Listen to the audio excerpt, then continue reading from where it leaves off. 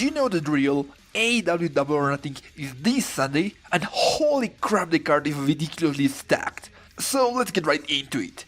I'm Pommy Wrestling, and these are my predictions for the 13 announced matches. First, on the buy-in, we have Hook and Danhausen versus Tony Nese and Mark Sterling. Credit where credit is due, there is so much in this feud that shouldn't have worked. From the initial premise of Hook no-selling Danhausen's courses to Tony Nese flat-out squashing Danhausen in his debut. This stuff is getting the loudest crowd responses solely on the idea of the biggest name wrestlers becoming friends. Nese and Sterling are perfect foils for Hookhausen's nonsense, but as much as I like their partnership, they have zero chances of actually winning. Last minute additions. Darby Allin faces Kyle O'Reilly.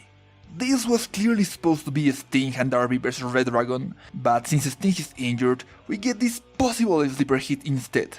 As for the result, I'm going for Darby since I assume he was supposed to win in the first place.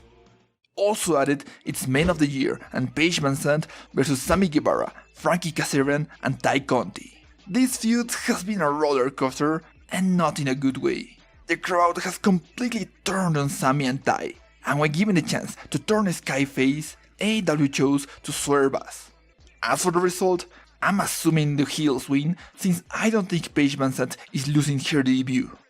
Afterwards, Jade Cargill faces Jayi for the TBS title. This is the match with the least amount of build, which isn't great, but they already obliterated expectations once earlier this year with a very back and forth encounter on Rampage. So I'm actually excited to see what they can do on a bigger stage. Obviously, Jade should retain, since I don't think the right opponent to dethrone her has shown herself yet. Later on, we have the Young Bucks versus the Hardys. Most of the build for this one has been hidden on BTE, which is annoying, but at the same time, it's not like we needed a profound story to what's essentially a dream match for anyone that wasn't watching Ring of Honor in 2017. As for the winner, this one should probably go to the Hardys since they are still undefeated and the Bucks have been in some kind of limbo since losing the tag titles last year, so they don't really need this win. Then it's the Jericho Appreciation Society versus Eddie Kingston, the Blackpool Combat Club, Santana and Ortiz in an Anarchy in the Arena match. Against all odds, Chris Jericho's sports entertainer gimmick has not only rejuvenated his career, but also allowed his feud with Eddie Kingston to continue beyond their excellent match at Revolution. It's been one of the highlights of Dynamite in the last few months, and the addition of the still flawless Blackpool Combat Club made all the sense in the world, putting an underline in the wrestling versus sports entertaining team. However, as fun as this match will probably be, I don't think it's gonna be the end. I think Jericho and friends will win by nefarious tactics, only to set up the big culmination of this feud at Blood and Guts. Next, it's Death Triangle versus the House of Black. There's been some good stuff in these feuds, but due to outside circumstances, we haven't been able to have a proper payoff with both factions trapped in limbo without being able to move on. Now that Phoenix is back, we can finally end the rivalry with what could possibly be a show-stealing banger, and the House of Black getting their biggest win yet. Right after, Britt Baker and Ruby Soho face off in the finals of the Owen Hart Cup. I'm not gonna spend a lot of time in the tournament matches since there is not much story to work from. Having said that, I think this could be a great chance to fall back on their story from their match at Grand Slam last year. Britt cheated last time, so it would be nice to finally give Ruby a big win and maybe even pick up on that Britt and Jamie Hayter tension while we're at it. Speaking of unfinished business, Adam Cole and Samoa Joe face off in the finals of the Owen Hart Cup. Joe and Cole have never crossed paths in any official manner. However, last year, right before NXT became 2.0, Samoa Joe got involved with Adam Cole on the build to his match against Kyle O'Reilly, and we never got a proper payoff to that angle. Now, I probably put my money on a Cole victory after some Jay Lethal interference. However, it would be kind of tone deaf to end a tournament that has celebrated the Hart family by giving the trophy to the Shawn Michaels proxy. At least in this first installment, I expect the winners of the tournament to both be babyfaces. Coming next, it's MJF vs Wardlow with Wardlow's contract freedom on the line. From the very beginning, we knew this moment would eventually come. the tension was always there, with MJF constantly blaming his faults on Wardlow, who despite receiving very little mic time over the past 2 years, has expressed his disdain for his boss very clearly. The moment Wardlow reached his breaking point at Revolution, he became one of the biggest babyfaces in AEW, and every single week after the fact, MJF has done a superb job elevating his threat level as high as possible in failing attempts to humiliate him. Wardlow's rise into stardom must, and probably will, reach its peak this Sunday with him powerbombing MJF into oblivion and giving him his first completely clean loss since AEW's inception. After that, Thunder Rosa takes on Serena Deeb for the AEW Women's World title.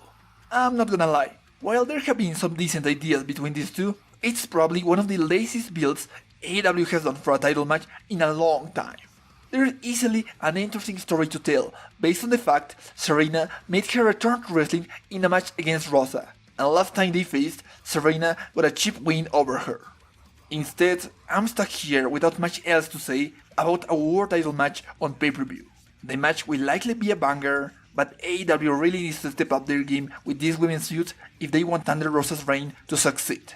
She's still early in her reign, and I expect her to have a lengthy one, so we better see a proper feud next time. Afterwards, Jurassic Express, Team Taz, and Swerve Strickland and Keith Lee fight for the AEW World Tag Team titles.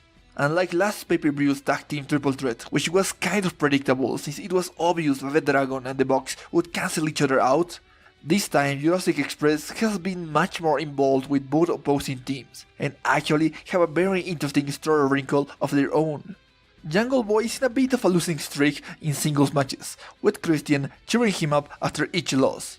Now, it's been clear from the beginning, Christian would turn on Jungle Boy at some point, but now the question is, should AEW pull the trigger this Sunday after a title loss, or can they keep hold of it for just a bit more?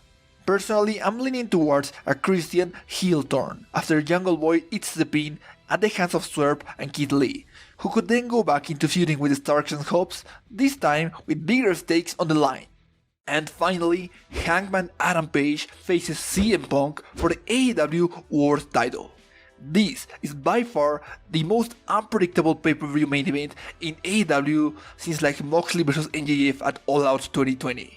Paige and Punk have managed to make a pretty short rivalry into the hottest feud on TV. From the moment the challenge was made official, Hangman tried to make this into another personal war where he can let his more emotional and aggressive instincts carry him into victory. However, by doing so, Hangman has allowed CM Punk to effortlessly get in his head. As to him, this is just business. He's already burned through 7 years of ring rust, and he's already dealt with any kind of personal quarrels for the time being. To CM Punk, Hangman is not a test to prove he's still got it or a rival looking to get back at him. He's just an obstacle that he's already en route to overcoming. The question is, should CM Punk actually dethrone Hangman? Hangman is the underdog going into his own title defense, which can't be great for a character whose biggest struggle was a lack of confidence. I could see Hangman pulling out a victory out of nowhere as he's shown to perform brilliantly in the underdog role. But I think it just might be time for this chapter of his story to end. So, I'm picking CM Punk to complete his grand return arc at Double or Nothing by winning the AEW World Championship. That's all for now. Thanks so much for watching. Until next time, see ya!